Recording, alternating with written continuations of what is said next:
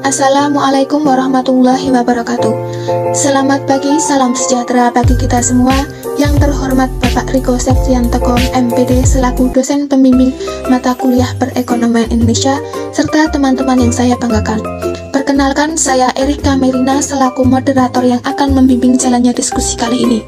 Kami dari kelompok 6 akan mempresentasikan hasil diskusi kelompok kami yang berjudul Kebijakan Ekonomi Indonesia. Adapun anggota kelompok kami, Oktaviana Tri Rizkyaningrum dengan NIM 2141624141, Dea R. Syafiani dengan NIM 214162444041, Latifah Alia dengan NIM 2141624117, Oktia Nugrahaningrum dengan NIM 214162444018, Erika Melina 2141624102, Raihan Zikrul Ramadan dengan NIM 2141624140, Eva Syahara dengan NIM 214162411041. Pokok materi yang dibahas adalah kebijakan fiskal, kebijakan moneter, dan utang luar negeri. Pengertian kebijakan fiskal. Kebijakan fiskal merupakan salah satu kebijakan ekonomi makro yang otoritas utamanya berada di tangan pemerintah dan diwakili oleh Kementerian Keuangan. Hal tersebut diatur dalam Undang-Undang Nomor 17 Tahun 2003 tentang Keuangan Negara, yang menyebutkan bahwa Presiden memberikan kuasa pengelolaan keuangan dan kekayaan negara kepada Menteri Keuangan selaku pengelola fiskal dan wakil pemerintah dalam kepemilikan kekayaan negara yang dipisahkan.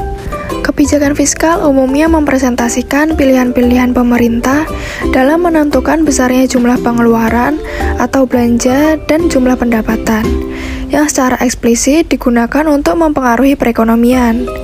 Dalam tataran praktisnya dimanifestasikan melalui anggaran pemerintah, yang di Indonesia lebih dikenal dengan APBN atau Anggaran Pendapatan dan Belanja Negara. Selanjutnya, tujuan kebijakan fiskal. Kebijakan fiskal memiliki tujuan utama, yaitu untuk menentukan arah, tujuan, sasaran, serta prioritas dari pembangunan nasional dan pertumbuhan ekonomi suatu negara dan bangsanya. Sesuai dengan pengertiannya, kebijakan fiskal bertujuan agar dapat mengontrol pemasukan dan pengeluaran suatu negara sehingga mencapai tujuan ekonomi negara yang lebih baik. Tujuan kebijakan fiskal yang pertama adalah 1. Meningkatkan PDB atau PDB negara dan PDB per kapita. Tujuan utama dari pemerintah merilis berbagai kebijakan fiskal adalah untuk mengintervensi perekonomian sehingga dapat terdongkrak.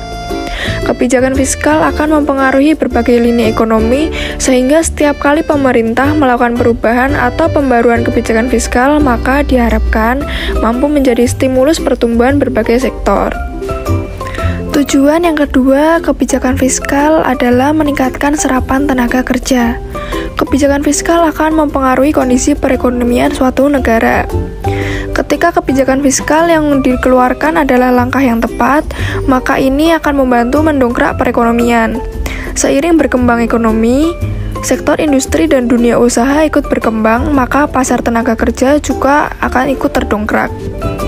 Semakin tumbuh ekonomi di dalam negeri, maka kebutuhan tenaga kerja dari sektor padat karya juga akan semakin banyak. Karena itu, kebijakan fiskal juga akan mempengaruhi kondisi tenaga kerja. Tujuan kebijakan fiskal yang ketiga adalah menjaga stabilitas harga. Pemerintah juga bisa melakukan intervensi terhadap perekonomian khususnya pada kondisi harga barang-barang di pasaran. Dalam inflasi terdapat 3 komponen, yaitu inflasi inti, inflasi harga bergejolak, dan inflasi harga diatur pemerintah. Perubahan pada harga-harga barang di pasaran yang dipengaruhi oleh perubahan pada permintaan dan penawaran disebut sebagai inflasi inti. Macam-macam kebijakan fiskal. 1. Kebijakan anggaran surplus. Kebijakan anggaran surplus merupakan kebijakan di mana pemerintah tidak menggunakan seluruh pendapatan untuk pengeluaran sehingga akan menambah tabungan pemerintah. Kebijakan ini dapat berfungsi untuk mengatasi inflasi. Dengan adanya inflasi, harga menjadi naik karena uang lebih banyak dibandingkan dengan barang. Sedangkan kebijakan surplus menekankan pengeluaran pemerintah yang pada gilirannya juga mengurangi permintaan barang dan jasa secara agregat atau total. Hal inilah yang dapat menyebabkan inflasi turun. 2. Kebijakan anggaran defisit. Kebijakan anggaran defisit merupakan kebalikan dari kebijakan anggaran surplus. Kebijakan ini didasarkan atas pengeluaran yang lebih besar daripada pendapatan. Kekurangan akan pendapatan ini biasanya akan diatasi dengan sebuah pinjaman, baik itu pinjaman dari dalam negeri maupun dari luar negeri. Kebijakan anggaran defisit ini dilakukan dengan tujuan untuk meningkatkan pertumbuhan ekonomi. 3. Kebijakan anggaran berimbang. Kebijakan berimbang adalah bentuk anggaran di mana realisasi pendapatan negara sama dengan besarnya jumlah realisasi pengeluaran atau belanja negara. Melalui kebijakan ini, pemerintah menyesuaikan pengeluaran dan belanjanya. Hal ini disesuaikan dengan penerimaan yang dimiliki negara sehingga antara penerima dan pengeluaran sama dan berimbang. Kebijakan anggaran berimbang memiliki kekurangan. Kekurangannya adalah ketika deflasi, di mana uang yang beredar lebih sedikit dari kebutuhan masyarakat, harga, produksi, dan investasi turun sehingga kegiatan ekonomi turun. Anggaran belanja yang turun menyebabkan kegiatan ekonomi juga turun, sehingga pertumbuhan ekonomi terhambat. Indikator kebijakan fiskal. Dalam kebijakan fiskal, indikator yang biasanya dipakai adalah anggaran defisit, yakni selisih antara pengeluaran pemerintah dengan penerimaan, yang biasa diformulasikan sebagai berikut. Defisit G min TY plus R, di mana G merupakan pengeluaran pemerintah, T merupakan tarif pajak, Y merupakan pendapatan nasional, dan R merupakan pengeluaran untuk transfer. Sebetulnya formulasi di atas kurang tepat jika dipakai sebagai indikator bagi kebijakan fiskal. Sebabnya adalah karena penerimaan pajak dan transfer tergantung dari pendapatan, sehingga semua faktor yang mempengaruhi pendapatan juga akan mempengaruhi defisit. Oleh karena itu, defisit ini tidak lagi merupakan variabel eksogen, sehingga kurang tepat dipakai sebagai indikator kebijakan fiskal. Sebab besarnya defisit sulit untuk dikontrol oleh pemerintah. Pemerintah dapat mempengaruhi defisit dengan merubah G, T, atau R, tetapi hal ini bukan merupakan satu-satunya faktor. Kedua, faktor yang mempengaruhi defisit anggaran pemerintah adalah kebijakan moneter. Langkah mengatasi inflasi melalui kebijakan fiskal yaitu 1. Bank Indonesia sebagai bank sentral mengeluarkan kebijakan yang berupa mengurangi jumlah uang yang beredar di masyarakat dengan cara menaikkan suku bunga bank umum. Dengan begitu, masyarakat akan menabungkan uangnya di bank dan menstabilkan jumlah uang dan barang di pasaran. 2. Meningkatkan jumlah produksi sehingga barang dan jasa yang dibutuhkan masyarakat bisa tersedia dan seimbang dengan jumlah uang yang beredar. 3. Mengoptimalkan pos-pos vital dan mengurangi pengeluaran anggaran pemerintah. 4. Meningkatkan perolehan pajak dengan menyadarkan masyarakat akan manfaat pajak. 5. Melakukan pinjaman ke luar negeri. Hal ini dilakukan sebagai langkah akhir jika keempat cara atau langkah di atas belum bisa menghentikan laju inflasi. Selanjutnya adalah kebijakan moneter. Untuk memahami efektivitas dari kebijakan moneter terhadap ekonomi di Indonesia, ada 4 hal pokok yang perlu dipahami. Yang pertama, mekanisme kerja dari pasar uang, atau bagaimana terjadinya permintaan dan penawaran uang dan keseimbangan antara keduanya. Kedua, faktor-faktor utama yang mempengaruhi permintaan dan penawaran uang. Ketiga, sistem moneter yang diterapkan di Indonesia. Keempat, hubungan antara uang yang beredar di masyarakat dengan laju pertumbuhan ekonomi. Untuk 4 hal pokok pertama tersebut, perlu dibahas terlebih dahulu garis besar perkembangan teori-teori moneter, khususnya mengenai permintaan uang. Teori permintaan uang yang dikenal hingga saat ini berakar dari pemikiran ekonomi klasik. Ada 2 teori utama dari aliran klasik mengenai peran uang di dalam ekonomi, yakni teori kuantitas dan teori Cambridge. Dasar pemikiran dari teori kuantitas uang adalah bahwa uang hanya sebagai alat tukar dan perekonomian selalu dalam kondisi keseimbangan, atau AD sama dengan AS. Pada tingkat kesempatan kerja penuh sebagai alat tukar, maka uang akan berputar atau berpindah tangan dari satu pihak ke pihak lain selama satu periode tertentu. Berapa kali uang berpindah tangan dalam setahun disebut velositas uang beredar atau V. Apabila V sama dengan 12, artinya uang berpindah tangan sebanyak 12 kali. Menurut teori ini, faktor utama yang mempengaruhi V adalah faktor kelembagaan, utamanya mekanisme pembayaran yang digunakan. Misalnya tunai, atau seperti zaman sekarang ini banyak dilakukan dengan kartu kredit. Karena mekanisme pembayaran relatif tidak berubah dalam waktu jangka pendek, Apalagi dalam 1 tahun, maka V dinyatakan konstan. Dasar pemikiran teori kuantitas uang ini dapat diilustrasikan di dalam satu persamaan sederhana sebagai berikut. MV sama dengan PT, di mana M sama dengan jumlah uang yang beredar di masyarakat untuk keperluan transaksi, yakni M1 atau uang dalam arti sempit, yang terdiri atas uang kartal dan uang giral. M2 atau uang dalam arti luas termasuk uang kuasi. V sama dengan velocitas uang. P sama dengan harga rata-rata dari jumlah barang-barang yang konsumsi yang di Indonesia dihitung dalam sebuah indeks disebut indeks harga konsumen atau IHK. Dan P sama dengan jumlah output yang ditransaksikan pada tingkat kesempatan kerja penuh. Sedangkan dasar pemikiran dan teori Cambridge adalah bahwa permintaan uang tidak hanya dipengaruhi oleh volume transaksi yang diukur dengan PDB real, tetapi juga dipenuhi oleh 3 faktor lainnya, yaitu tingkat kekayaan seseorang, tingkat bunga, dan ekspektasi seseorang tentang masa depan.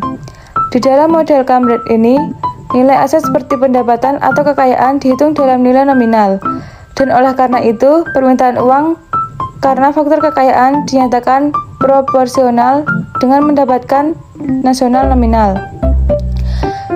Kebijakan moneter di setiap negara sebenarnya adalah tanggung jawab otoritas moneter atau OM atau bank sentral atau bisa disebut BS, yakni suatu entitas yang memiliki wewenang untuk mengendalikan jumlah uang yang beredar pada suatu negara dan memiliki hak untuk menetapkan suku bunga dan parameter lainnya yang menentukan biaya dan persediaan uang. Sistem moneter di suatu negara terdiri atas BS dan bank-bank yang menciptakan uang giral. Dan uang kuasi adalah bank-bank umum yang mempunyai kedudukan khusus dalam sistem keuangan karena dapat menciptakan kedua jenis uang tersebut. BS adalah lembaga yang melaksanakan pengendalian moneter dengan 4 fungsi utama. Yang pertama, mencetak dan mengedarkan uang kartal sebagai alat pembayaran yang sah.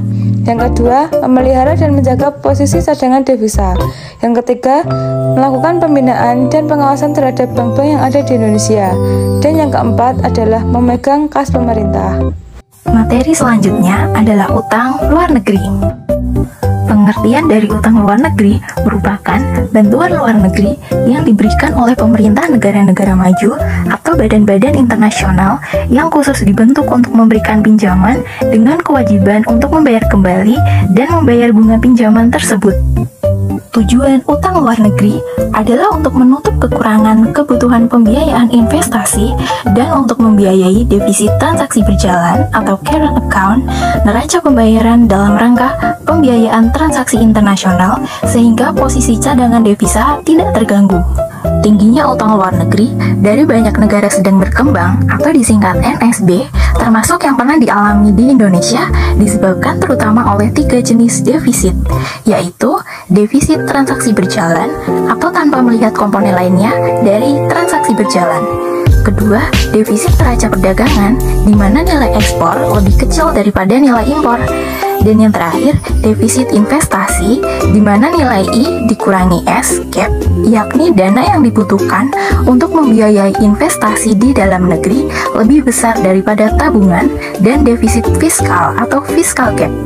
Dari faktor-faktor tersebut, defisit transaksi berjalan sering disebut di dalam literatur sebagai penyebab utama membengkaknya utang luar negeri dari banyak negara sedang berkembang. Besarnya defisit transaksi berjalan melebihi surplus neraca modal atau disingkat CA kalau saldonya memang positif mengakibatkan defisit neraca pembayaran yang berarti juga cadangan devisa berkurang. Apabila saldo transaksi berjalan setiap tahun negatif, maka cadangan devisa dengan sendirinya akan habis jika tidak ada sumber-sumber lain, misalnya modal investasi dari luar negeri seperti yang dialami oleh negara-negara miskin di benua Afrika. Padahal, devisa sangat dibutuhkan, terutama untuk membiayai impor barang-barang modal dan pembantu untuk kebutuhan kegiatan produksi di dalam negeri. Model persamaan. Ketiga defisit tersebut yang berkaitan satu sama lainnya dapat disederhanakan di dalam sebuah model yang terdiri atas beberapa persamaan berikut. Transaksi berjalan sama dengan X dikurangi M ditambah F, di mana X merupakan ekspor barang dan jasa, M merupakan impor barang dan jasa, F merupakan transfer internasional atau arus modal masuk neto. Persamaan kedua adalah S dikurangi I sama dengan SP ditambah SG dikurangi I sama dengan SP dikurangi I ditambah T dikurangi G, di mana S merupakan tabungan, I merupakan investasi atau pembentukan modal tetap bruto, SP merupakan tabungan individu atau rumah tangga dan perusahaan, SG merupakan tabungan pemerintah, T merupakan pendapatan pemerintah, yaitu pajak dan non-pajak, dan G merupakan pengeluaran pemerintah. Dari model persamaan di atas, dapat diketahui bahwa tabungan sama dengan tabungan individu atau rumah tangga dan perusahaan ditambah tabungan pemerintah. Dan tabungan pemerintah itu sendiri merupakan pendapatan pemerintah yang meliputi pajak dan non-pajak dikurangi pengeluaran pemerintah. Ekonomi domestik dalam kondisi keseimbangan yaitu saat permintaan agregat sama dengan penawaran agregat, di mana setiap tabungan domestik neto S kurangi I tercermin dalam akumulasi aset luar negeri neto atau X tambah F kurangi M. Maka identitas TB dapat ditulis sebagai berikut. Ya, bisa dilihat sendiri di dalam slide sudah dijelaskan. Berikutnya analisis empiris. Sesuai definisi internasional yang diterapkan oleh Bank Dunia dan Dana Moneter Internasional atau IMF, utang luar negeri terdiri atas 3 komponen besar, yaitu utang jangka panjang. Utang jangka panjang terdiri atas 2 jenis utang. Yang pertama, utang jangka panjang yang dibuat oleh pemerintah dan lembaga-lembaga publik yang otonom, serta utang jangka panjang yang dibuat oleh sektor swasta yang digaransi oleh pemerintah. Dan yang kedua, utang jangka panjang yang dibuat oleh sektor swasta yang tidak digaransi pemerintah. Kemudian utang jangka pendek. Utang jangka pendek adalah utang dengan jangka 148 waktu, 1 tahun atau kurang yang dibuat oleh sektor swasta. Yang ketiga, kredit IMF. Kredit IMF adalah kredit yang diberikan kepada pemerintah untuk membiayai defisit neraca pembayaran. Dan krisis ULN. Krisis utang luar negeri yang pernah dialami Indonesia sejak era Orde Baru adalah pada saat krisis keuangan Asia 97-98. Pada saat dimana jumlah ULN swasta Indonesia yang jatuh tempo sangat banyak, yang membuat banyak perusahaan nasional yang memiliki ULN dalam jumlah dolar AS yang besar mengalami gagal bayar. Selain itu, akibat cadangan dolar AS yang dimiliki oleh BI hampir habis akibat intervensinya yang terus-menerus di pasar falas untuk menahan nilai tukar rupiah yang waktu itu terus merosot. Pemerintah Indonesia terpaksa membuat utang baru dalam jumlah yang besar dari IMF dan juga dari Bank Dunia untuk membiayai pemulihan ekonomi. Selama era Orde Baru, ULN digunakan pemerintah Indonesia untuk membiayai defisit anggaran yang berarti sangat berpengaruh terhadap kondisi APBN. Namun akibat pengalaman buruk dari krisis 97-98, fokus dari kebijakan fiskal bergeser ke upaya pengurangan tergantungan pemerintah terhadap utang luar negeri. Sebagai alternatif pembiayaannya sejak saat itu hingga sekarang ini, pemerintah terus berusaha mendanai defisit APBN lewat utang dalam negeri, yakni dengan menerbitkan obligasi atau yang umum dikenal dengan sebutan surat utang negara. Ketergantungan pemerintah terhadap utang luar negeri untuk membiayai defisit anggarannya memang sangat berbahaya jika tidak dikelola dengan baik. Ketergantungan terhadap ULN akan memperbesar defisit APBN dengan asumsi faktor-faktor lain konstan atau tidak berubah karena pengeluaran untuk pembayaran pokok dan bunga pinjaman. Hal ini jika dibiarkan pada akhirnya akan menjerumuskan pemerintah ke krisis utang luar negeri. Yang pertama, debt swap. Solusi yang paling sederhana mengatasi utang luar negeri adalah dengan mengoptimalkan restrukturisasi utang. Kemudian, diplomasi ekonomi. Diplomasi ekonomi juga penting dilembagakan dengan sasaran untuk memperoleh keringanan dan penghapusan sebagian utang sehingga proses pengurasan sumber daya dapat dihambat. Yang ketiga, proses internal pemerintah sendiri, yaitu dengan menjaga kinerja makroekonomi dalam posisi yang stabil dan menyetop utang luar baru. Yang terakhir, kebijakan pemerintah. Pemerintah harus mempunyai kemauan dan itikat baik untuk mengakhiri semua hasrat berhutangnya dan menolak secara tegas pengaruh dan tekanan dari negara lain yang ingin menjerat negara ini dengan utang yang besar. Kesimpulan dari materi yang kami bahas kali ini adalah kebijakan fiskal merupakan salah satu kebijakan ekonomi makro yang otoritas utamanya berada di tangan pemerintah dan diwakili oleh Kementerian Keuangan. Kebijakan fiskal memiliki tujuan utama yaitu untuk menentukan arah, tujuan, sasaran, serta prioritas dari pembangunan nasional dan pertumbuhan ekonomi suatu negara dan bangsanya. Di sisi lain, untuk memahami efektivitas dari kebijakan moneter terhadap ekonomi di Indonesia, ada 4 hal pokok yang perlu dipahami. Hal-hal tersebut adalah mekanisme kerja dari pasar uang, faktor-faktor utama yang mempengaruhi permintaan dan penawaran uang, sistem moneter yang ditetapkan, dan hubungan antara uang yang beredar di masyarakat dengan laju pertumbuhan ekonomi.